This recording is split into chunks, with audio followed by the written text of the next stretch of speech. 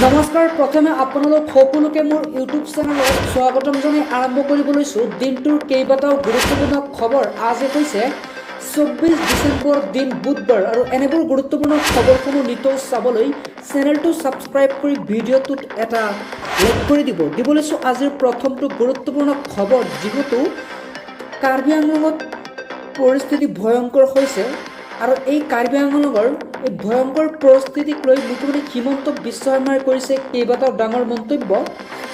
কাৰ্বি আংলঙত দুগৰাকীৰ প্ৰাণ যোৱাটো নিশ্চিত কৰিলে এইবাৰ মুখ্যমন্ত্ৰী হিমন্ত বিশ্ব শৰ্মাই সকলোকে শান্তি শৃংখলা বজাই ৰখাৰ আহ্বান জনাইছে মুখ্যমন্ত্ৰীয়ে। নিহতসকলৰ শোকসপ্ত পৰিয়ালবৰ্গলৈ সমবেদনা জনাইছে মুখ্যমন্ত্ৰীয়ে। আলোচনাৰ জৰিয়তে সমস্যা সমাধান কৰিম বুলি মন্তব্য হিমন্তৰ।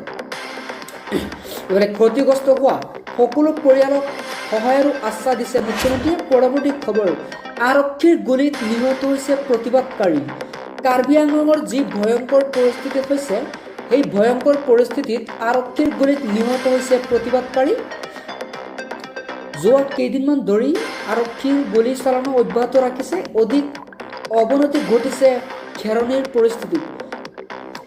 চিংথু টিমুং নামৰ প্ৰতিবাদকাৰীকো নিহত ঘোষণা। সম্পূৰ্ণৰূপে ভস্মীভূত হৈছে খেৰণীৰ বজাৰ জ্বলাবলৈ আহোঁতেই আৰক্ষীৰ গুলীত নিহত হৈছে প্ৰতিবাদকাৰী। ইফালে ডিজিপিৰ শেষ সকিয়নি প্ৰতিবাদকাৰীলৈ ডিজিপিয়ে শেষ সকিয়নি প্ৰদান কৰিছে প্ৰতিবাদকাৰীলৈ। আপোনালোকে আইন হাতত তুলি নল'ব। ডিজিপিৰ সন্মুখতেই জ্বলাই দিয়া হৈছে খেৰণীৰ দোকান পোহাৰ। পৰৱৰ্তী খবৰ, আৰু 10% বাংলাদেশ হ'লেই বাংলাদেশত সোমাব অসম। এবাৰ শীঘ্ৰেই বাংলাদেশ হ'বলৈ গৈ আছে আমাৰ ৰাজ্য অসমখন। মাত্ৰ 10% জনসংখ্যা বৃদ্ধি হ'লেই অসম হৈ পৰিব বাংলাদেশ। অসমৰ পৰিস্থিতিক লৈ গভীৰ হৈছে মুখ্যমন্ত্ৰী হিমন্ত বিশ্ব শৰ্মাই। পৰৱৰ্তী খবৰ, পশ্চিম কাৰ্বি আংলঙৰ ঘটনাক লৈ মুখ্যমন্ত্ৰীৰ বিশেষ টুইট। সকলোকে শান্তি সম্প্ৰীতি বৰ্তাই ৰখাৰ আহ্বান জনাইছে মুখ্যমন্ত্ৰী হিমন্ত বিশ্ব শৰ্মাই। পশ্চিম কাৰ্বি আংলঙৰ ঘটনাক লৈ মুখ্যমন্ত্ৰীয়ে কৰিছে এটা বিশেষ টুইট। যিহেতু কাৰ্বি আংলঙত ভয়ংকৰ পৰিস্থিতিয়ে বিৰাজ কৰিছে, এতিয়াও এই ভয়ংকৰ পৰিস্থিতি মাৰ যোৱা নাই। পৰিস্থিতি নিয়ন্ত্ৰণৰ বাবে মোতায়েন কৰা হৈছে শ নিৰাপত্তা আৰক্ষী। এই ঘটনাত দুজনকৈ লোকৰ মৃত্যু হোৱা হৈছে।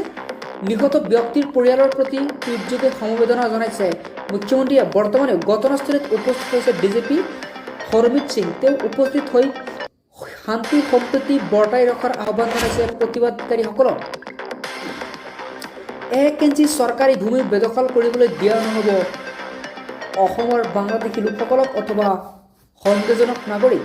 1 ইঞ্চি চৰকাৰী ভূমিও বেদখল কৰিবলৈ দিয়া নহ'ব, উচ্ছেদ কৰা হ'ব ৰাজ্যত। ন্যায়ৰ নিষ্ঠাৰ নাই ৰাজ্যত, দয়া নাই ক্ষমা নাই নীতিৰে পুনৰ চলিব উচ্ছেদ। কোনো কাৰণতে অসমত উচ্ছেদ বন্ধ নহয়। ফৰেষ্ট অঞ্চল পিজিআৰ থকা অঞ্চলত উচ্ছেদ হ'বই। অসমত যিমান অবৈধ বেদখলকাৰী আছে সকলোকে উচ্ছেদ কৰা হ'ব। 1 ইঞ্চিও চৰকাৰী ভূমি বেদখল কৰিবলৈ দিয়া নহ'ব।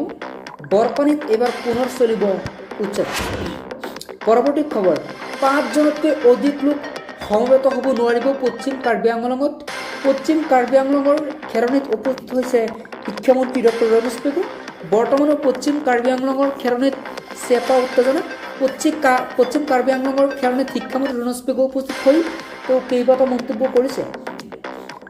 প্ৰতিবাদকাৰীৰে মত বিনিময় কৰিছে। আজি বৈঠাচলৰ সকলো দোকান পোহাৰ বন্ধ কৰি দিয়ে স্থানীয় ৰাইজে।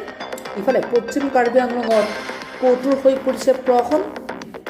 লগতে প্ৰতিবাদকাৰীৰ মত বিনিময় কৰে মন্ত্ৰীগৰাকী আৰু 163 ধাৰা জাৰি কৰা হৈছে পশ্চিম কাৰ্বি আংলঙত। ৰাজহুৱা স্থানত 5জনতকৈ অধিক লোক একেলগে সমবেত হ'ব নোৱাৰিব।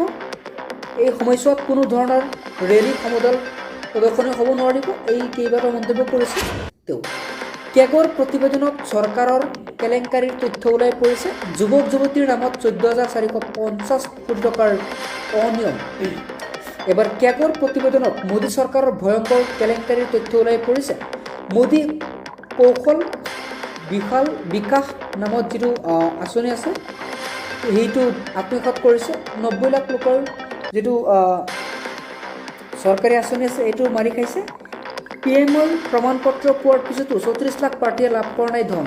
মাত্ৰ 18% প্ৰাৰ্থীয়ে প্ৰশিক্ষণৰ পিছত পাইছে প্ৰাপ্য ধন। প্ৰশিক্ষণ কেন্দ্ৰ বন্ধ, কাগজে পত্ৰই চলি আছে PMI।